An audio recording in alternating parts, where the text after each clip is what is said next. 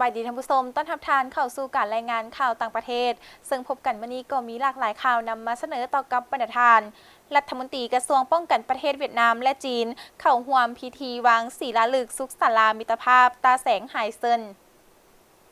ท่านพลเอกฟันวันย่างกรรมการกรมการเมืองรองเลขาคณะพรรคการทหารศูนย์กลางรัฐมนตรีกระทรวงป้องกันประเทศเวียดนามและท่านพลโทตงจุนรัฐมนตรีกระทรวงป้องกันประเทศจีนได้เข้าร่วมพิธีวางศิลาฤกษ์สุขศาลามิตรภาพตาแสงไหเซินแขวงกวางนิ่งในพิธีทานเลวันเกืองประธานคณะกรรมการประชาชนตาแสงไหเซินไหฮู้ว่า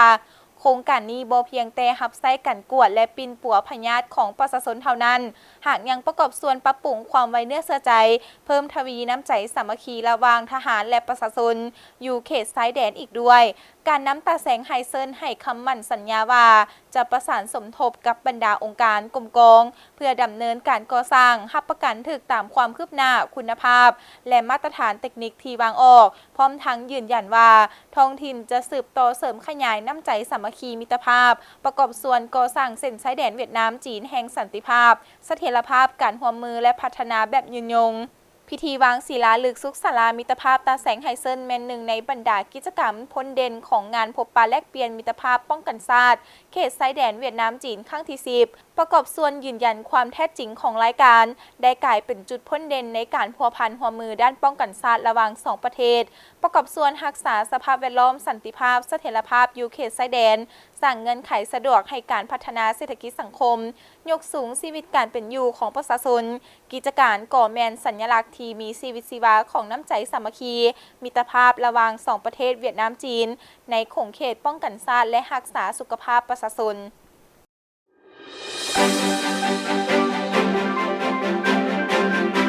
ในการเยี่ยมยามจีนเพื่อเข้าร่วมกิจกรรมในขอบเขตงานพบปะแลกเปลี่ยนมิตรภาพป้องกันชาติเขตชายแดนเวียดนามจีนครั้งที่10บรรดานายทหารลูกเรือของกองกำปั้น015เจินหึงดาวและกำปั้น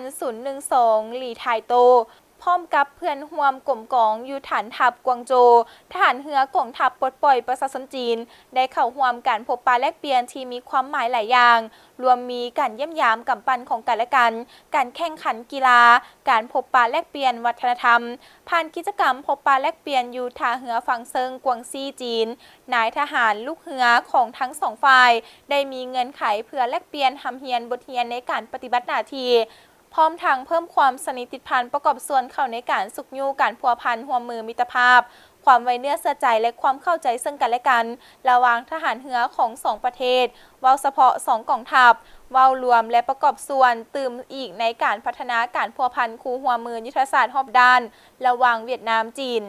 การแข่งขันกีฬาระหว่างนายทหารลูกเรือของ2ประเทศได้จัดขึ้นในบรรยากาศที่ฟุดฟื้นบนจิตใจมิตรภาพในการแข่งขันส่วนใหญ่แต่ละทีมล้วนแต่มีนักกีฬาจีนและนักกีฬาเวียดนามเพื่อแนใส่สร้างการละโอกาสในการพบปะแลกเปลี่ยนและเพิ่มเติมความสนิทติดพันระหว่างนายทหารลูกเรือของทั้ง2ฝ่าย